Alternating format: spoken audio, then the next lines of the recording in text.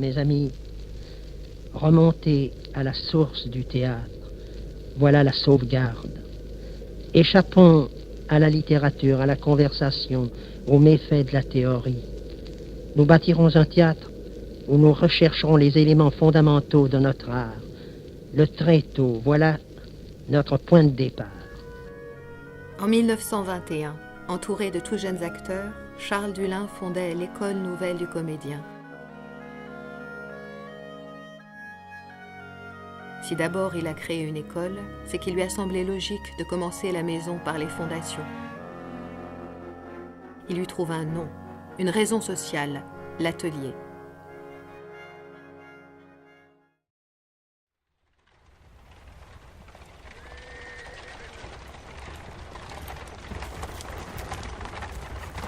« 1905. 20 ans, comme issu du 18e, Charles Dulin arrivait à Paris. La capitale respire un 19e agité, pressé, ça fourmille, ça foisonne de spectacles en tout genre qui mènent les modes, les conversations, accompagnent les bouleversements, provoquent des débats d'idées. Gabrielle Réjeanne.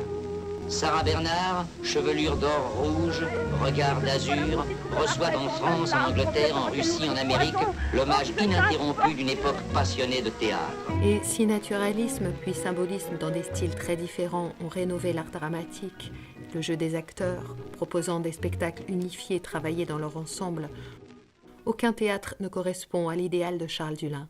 Alors, Charles tisse un lien avec tout ce qui lui illumine le théâtre, escalade la montagne sacrée de l'art théâtral et creuse sa voie avec le Lapin Agile, le mélodrame, André-Antoine, le théâtre des arts, Jacques Copeau, l'aventure du vieux Colombier, la guerre, les tranchées, Firmin Gémier, le conservatoire syndical, là, dirigeant la classe d'improvisation, un groupe se forme et il trouve sa marche.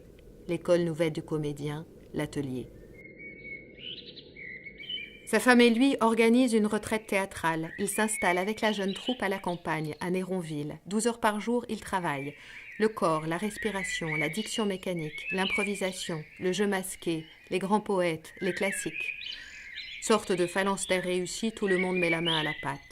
Pour vivre, il prépare des spectacles qu'il joue dans les villages alentours. Puis 7 rue Honoré-Chevalier à Paris, Lyon, rue Honoré-Chevalier.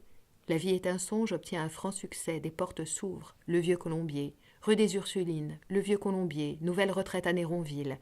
Et octobre 1922, ils peuvent louer un théâtre. Le Montmartre devient le théâtre de l'atelier. Son grenier sert de berceau à l'école.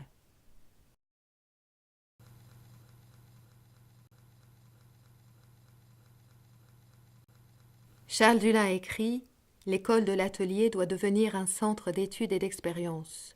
Nous souhaiterions qu'elle fût enrichie par la collaboration de ceux de nos amis artistes, écrivains, musiciens, qui s'intéressent à notre effort. » L'atelier, un nom qui symbolise notre programme et résumera nos intentions, car nos principes reposent sur la création de l'artisanat théâtral. Le maître du théâtre est l'auteur, cependant, il s'agit de renouer avec la grande tradition théâtrale basée sur un théâtre d'action.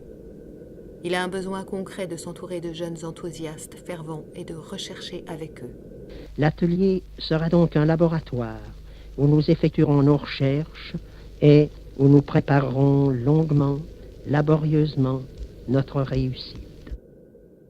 La réussite est se retrouver avec chaque texte pour chaque création la source de l'art théâtral.